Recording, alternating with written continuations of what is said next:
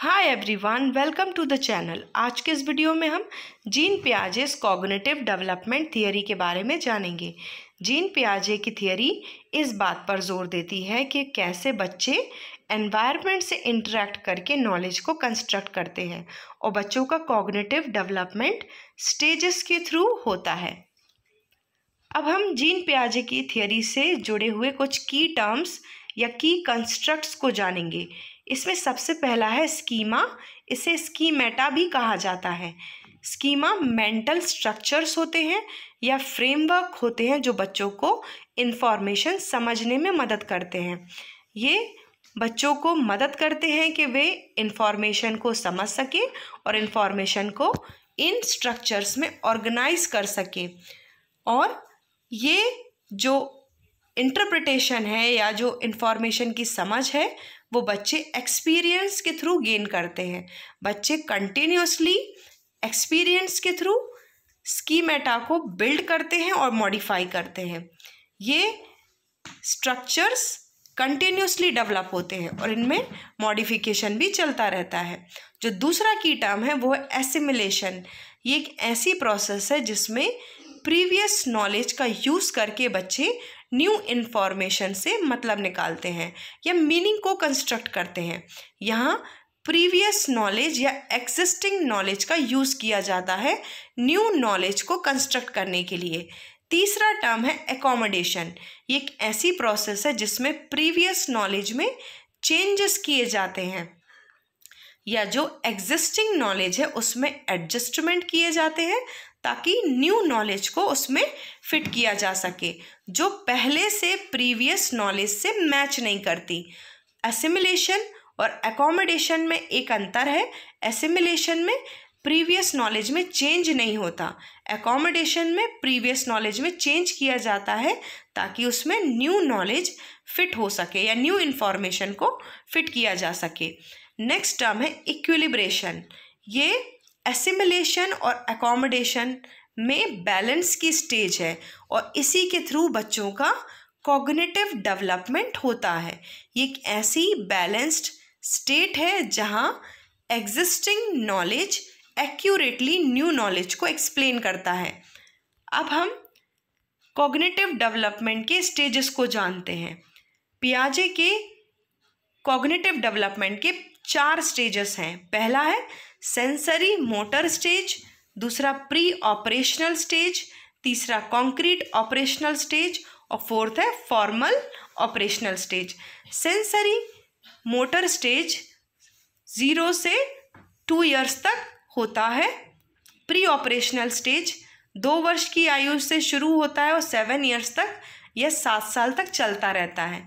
Concrete operational 7 to 11 years तक चलता है और फॉर्मल ऑपरेशनल जो स्टेज है वो 12 से बाद के इयर्स तक चलता रहता है या 12 एंड अबव इसका जो ड्यूरेशन है।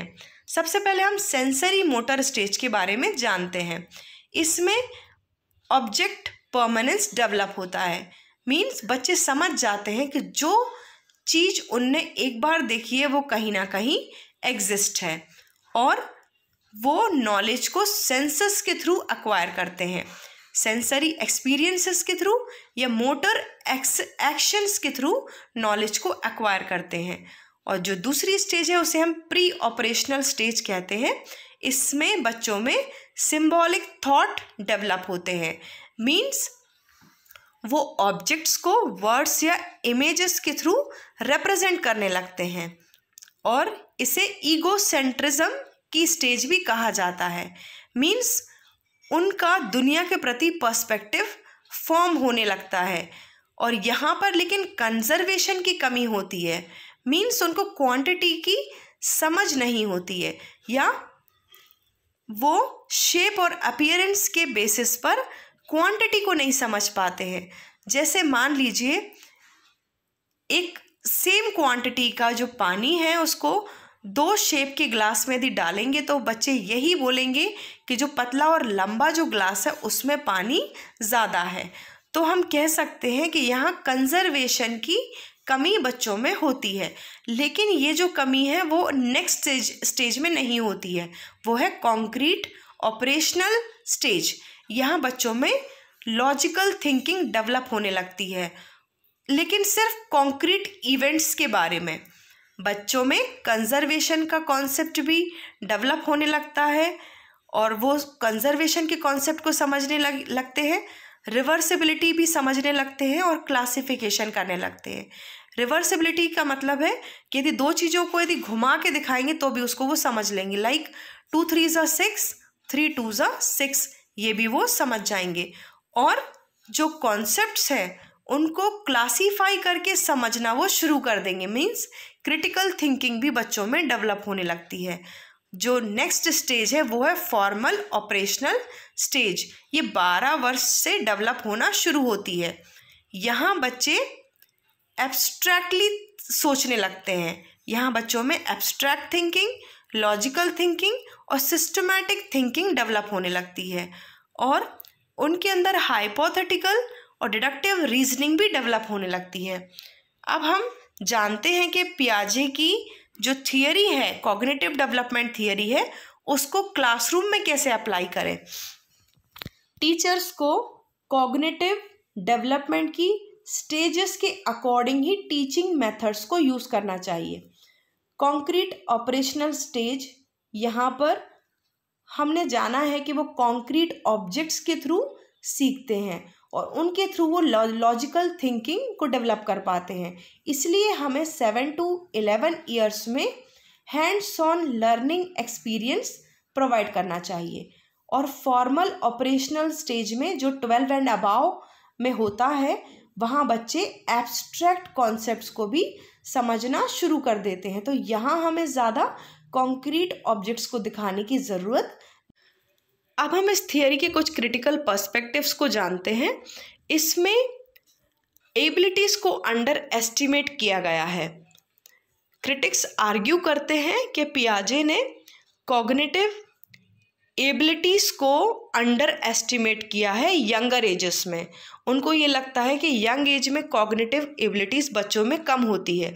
फॉर एग्जाम्पल, 3 साल का बच्चा ज़रूरी नहीं है कि ईगोसेंट्रिक बिहेवियर ही शो करे। दूसरा है, इसमें स्टेजेस को ओवर एम्फेसिस किया गया है। पियाजे ने जो कॉग्निटिव डेवलपमेंट की स्टेजेस का स्ट्रिक्ट डिवीजन किया है वो भी क्वेश्चन किया गया है। रिसर्चर्स बताती हैं कि जो डेवलपमेंट है वो फ्लूइड नेचर का होता है, जिसको स्टेजेस में बांधना ठीक नहीं है। और नेक्स्ट है कि पियाजे ने इंडिविजुअल चाइल्ड डेवलपमेंट पर फोकस किया है और उन्होंने सोशल और कल्चरल इन्फ्लुएंस के रोल को कम फोकस किया है, जिसको वाइगोट्स्की ने बाद में एम्फेसिस किया है। सो फ्रेंड्स, आज के इस वीडियो में हमने पियाजे की कॉग्निटिव डेवलपमेंट थियरी के बारे में जाना, उसके की कंस्ट्रक्ट्स को जाना और stages of cognitive development according to पियाजे उनको जाना, क्लासरूम एप्लीकेशंस को जाना और उसके कुछ क्रिटिक्स को भी जाना। Thank you so much.